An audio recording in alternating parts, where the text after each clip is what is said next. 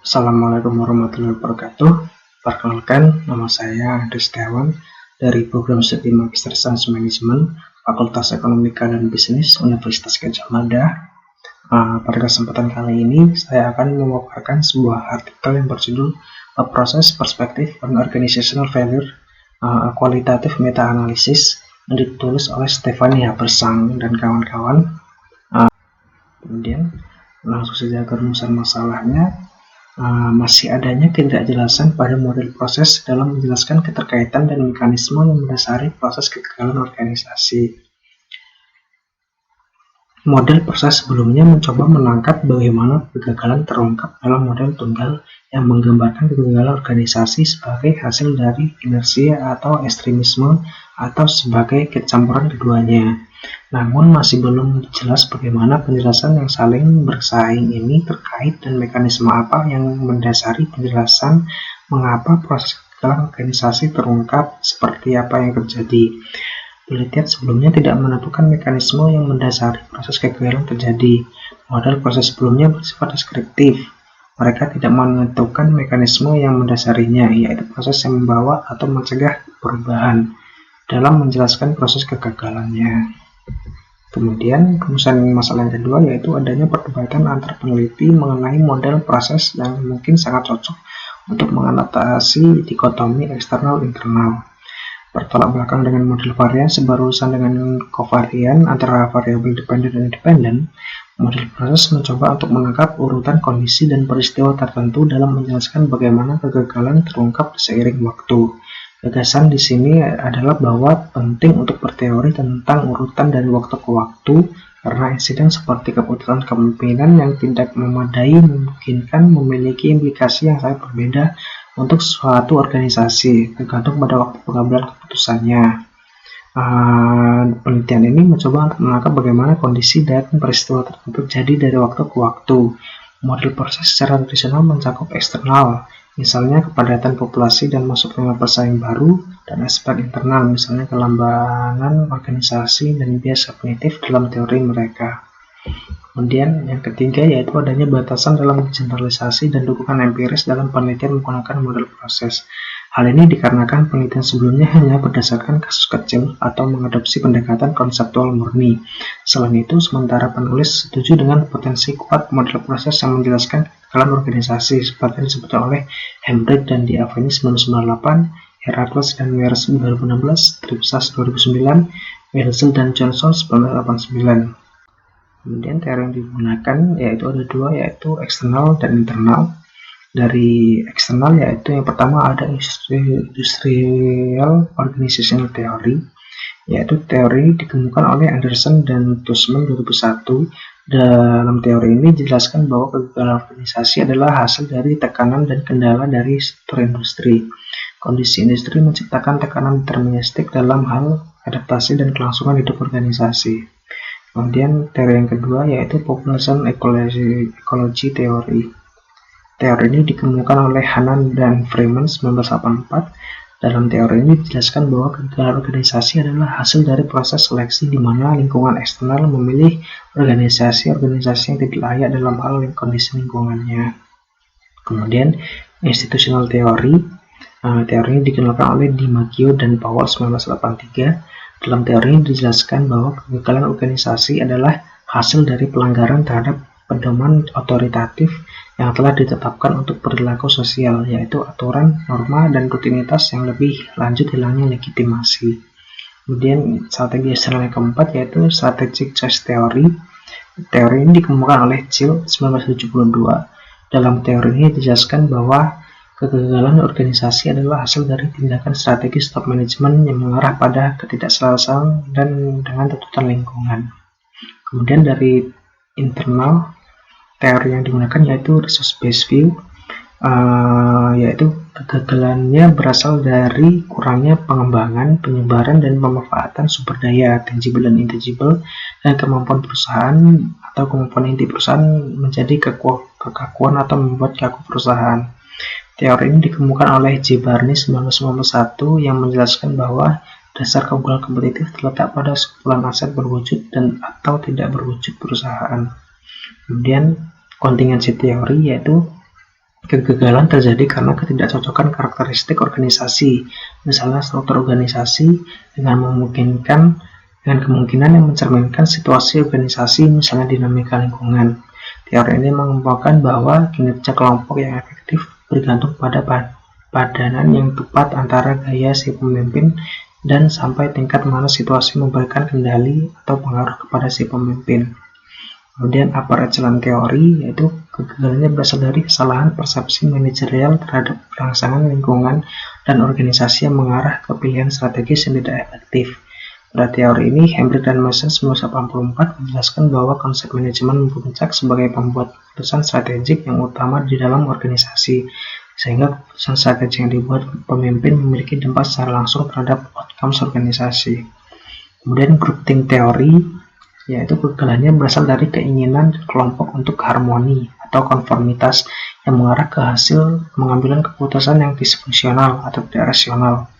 Groupthink teori adalah istilah untuk keadaan ketika sebuah kelompok membuat keputusan yang tidak masuk akal untuk menolak anggapan atau opini publik yang sudah nyata terbukti salahnya.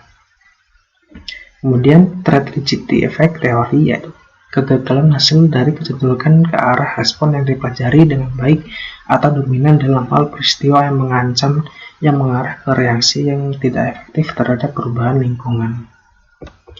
Kemudian metode analisis data, metode penelitiannya menggunakan kualitatif meta-analisis, yaitu desain penelitian untuk mensintesis data kualitatif primer dari berbagai studi kasus. Kualitatif meta-analisis digunakan untuk mengembangkan model proses kegagalan organisasional karena alasan berikut. Yang pertama, studi kualitatif memberikan deskripsi empiris yang kaya dan kontekstual di berbagai tingkat analisis.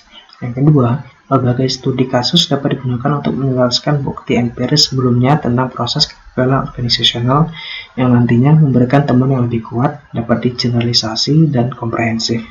Yang ketiga, kualitatif meta-analisis memiliki potensi untuk menghasilkan teori baru berdasarkan Hun 2013 tahun 2014. Kemudian teknik pengumpulan datanya, sumber data yang pertama mencari dengan menuliskan keyword pencarian pada search engine di Easy Web of Knowledge, Cass Center, dan Harvard Business School. Keyword yang dicari adalah organizational failure, corporate failure, organizational downfall, bankruptcy, chapter 11, resolution of business, market exit, government bailout. Kemudian yang kedua, dengan meninjau daftar referensi artikel terkait kegagalan organisasional pada jurnal-jurnal publikasi terkenal. Yang ketiga, sumber datanya dengan menggunakan pencarian pada Google Scholar tentang kegagalan organisasional. Kemudian total studi kasus awalnya yaitu 117 studi kasus. Kemudian pemilihan kriterianya, yang pertama hanya menyebutkan studi kasus yang sesuai dengan definisi penulis tentang kegagalan organisasional, yaitu yang pertama dissolution atau pembubaran atau penghentian operasional perusahaan, yang kedua legal status of bankruptcy, kemudian kode kebangkrutan Amerika Serikat pada kejadian chapter 11, kemudian terpaksa keluar dari pasar, yang kelima yaitu bailout pemerintah. Kemudian kriteria yang kedua yaitu memeriksa setiap kasus seperti cakupan, kelengkapan, dan kredibilitas kasus. Setelah melalui tahapan kriteria, total kasus menjadi 43 studi kasus tentang kegagalan organisasional yang diangkat dalam penelitian ini. Kemudian analisis datanya, beberapa caranya. Yang pertama yaitu pengkodian deduktif teori, yaitu mengembangkan skema pengkodian deduktif dengan mengidentifikasi teori dominan sebagai latar belakang interpretatif untuk analisis data, seperti teori-teori yang sudah disebutkan sebelumnya, seperti distributional organization theory, population ecology theory, institutional theory, strategic choice theory, dan lain-lainnya. Kemudian pengkodean studi kasus yaitu melakukan within case analysis dengan mengkode studi kasus terpisah secara line by line manner. Pengkodean ini membandingkan, menguji, mengkonseptualisasi, dan mengkategorisasikan data. Tahap ini menggunakan skema pengkodean deduktif yang kemudian diikuti dengan pengkodean induktif. Kemudian yang ketiga yaitu axial coding, yaitu menghasilkan kategori diantaranya konsep first order dan second order. Kemudian yang keempat, membedakan hubungan unidirectional dan reciprocal. Yang kelima, memetakan pola pada kasus kegagalan organisasi. Yang keenam, cross case analysis, yaitu untuk mengidentifikasi tema atau logics. Langkah pada tahap ini melibatkan proses abstraksi, idealisasi, dan klasifikasi. Kemudian mengklaster 4 grup antara lain imperialis, laggard, villain, politicized, archetype. Kemudian mekanisme yang mendasari kegagalan organisasi.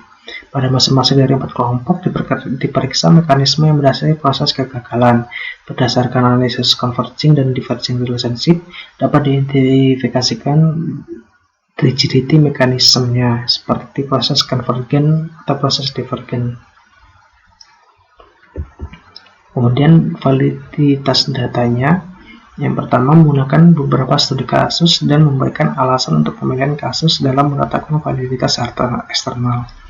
Memastikan setiap kasus sesuai dengan pertanyaan penelitian. Yang kemudian untuk meminimalkan idiosyncrasis, penelitian menggunakan database yang dibantu komputer, menggunakan software Atlas TI yang menyimpan semua perkodean dan keputusan selama analisis. Yang kemudian menguji kelengkapan intersubjektif, melakukan berbagai bentuk triangulasi untuk meningkatkan validitas, kemudian melakukan debriefing dan eksploitasi variasi untuk mendapatkan feedback temuan awal. Kemudian tabel 3 ini menjelaskan nomor-nomor yang cetak tebal ini merupakan tema-tema inti dari 4 kategori ini: imperialis, laggard, villain, politicized. Kemudian hasilnya, penelitian ini terdapat 4 archetype, 4 kondisi. Yang pertama yaitu imperialis, di mana pada level ini awalnya mereka ini pada level makro mereka dalam market pasar yang dinamik. Kemudian pada level meso entrepreneurial organization. Kemudian micro levelnya leadershipnya visionary, workforce-nya high commitment. Kemudian dari sini terciptanya adanya kekakuan kepatuhan karena mereka hanya mengikuti arahan-arahan dari leadership. Kemudian dari kekakuan kepatuhan ini terjadinya kekakuan dukungan yang tercipta dari level makro dan meso. Kemudian dari kedua kekakuan ini terjadilah unfocused overexpansion. Jadi mereka ini mengalami kegagalan fokus ketika mereka ini overekspansi. Kemudian dari overexpansion tersebut terjadi konflik otoritas dan juga konflik adaptasi. Dari konflik adaptasi terjadilah kegagalan organisasi. Kemudian laggard archetype, yaitu yang pertama ketika mereka menganggap bahwa tidak akan ada yang terjadi pada kita. Hal ini karena mereka sebagai pemimpin pasar. Kemudian terjadinya kekakuan identitas, sehingga mereka awalnya mereka sangat santai, sangat mungkin tidak terjadi apa-apa dengan mereka. Kemudian tiba-tiba karena adanya industri yang berkembang, mereka kemudian sedikit kewalahan dan terjadi kekakuan identitas yang menyebabkan terjadinya konflik adaptasi. Kemudian mereka kehilangan market leadership-nya, kepemimpinan market mereka. Kemudian terjadi identity konflik, di mana mereka sudah mulai tidak menemukan apa sih identitas perusahaan ini. Kemudian dari situ terjadilah kekakuan sumber daya yang menyebabkan terjadinya kegagalan organisasi. Kemudian dari villain archetype, mereka ini awalnya ini terjadi kekakuan moralitas, kemudian adanya endorsement rigidity juga, terjadinya kontaminasi budaya perusahaan, terjadinya legitimasi konflik yang kemudian terjadinya organizational failure. Kemudian politicized archetype, yaitu awalnya mereka terjadi resource rigidity, kemudian terjadi konflik otoritas, kemudian micropolitical threat warfare, kemudian adaptation konflik, social konflik, kemudian terjadilah organization failure. Kemudian kelebihan dan kekurangan artikel. Pertama, kelebihannya, meta-analisis kualitatif pada penelitian tersebut telah menghasilkan 2 temuan yang menonjol dari penelitian sebelumnya. Ini mendorong literatur ke arah pemahaman yang lebih jelas tentang bagaimana kegagalan organisasi terjadi dan merangsang penelitian empiris masa depan pembahasan penelitian tersebut. Kemudian terdapat kontribusi lebih lanjut dari penelitian sebelumnya yang telah banyak hanya menekankan pada peran kekakuan dalam menjelaskan kegagalan organisasi. Yang ketiga, penelitian ini juga berkontribusi untuk menentukan jenis kekakuan dan konflik yang berbeda. Penelitian sebelumnya memberikan bukti hanya tentang bagaimana jenis kekakuan tertentu mempengaruhi kegagalan organisasi. Dan kelebihan yang selanjutnya, terdapat implikasi penting dari penelitian ini menyangkut dinamika interaksi antara kekakuan dan konflik, di mana penelitian mampu menemukan bahwa bukan hanya kekakuan atau konflik saja yang menyebabkan kegagalan organisasi. Sebaliknya, yang penting adalah urutan interaksi spesifik antara subtipe. Kemudian berhasil menjelaskan bagaimana setiap proses kegagalan organisasi didorong oleh pola kekakuan dan mekanisme konflik yang berbeda dari waktu ke waktu.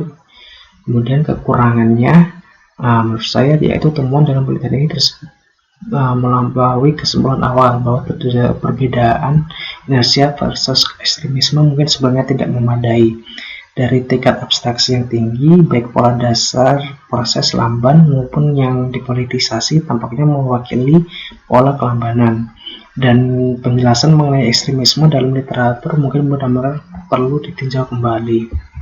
Kemudian kekurangannya, yaitu penelitian ini dalam pembahasannya tidak terbagi dalam 3 bidang, yaitu perspektif empiris, perspektif teoritis, dan perspektif metodologis. Kemudian kecenderungan peneliti hanya berfokus pada hasil penelitian yang hanya sesuai dengan tujuannya, sehingga mengabaikan penelitian lainnya yang memiliki kesamaan topik dengan penelitian. Sekian yang mungkin bisa saya sampaikan.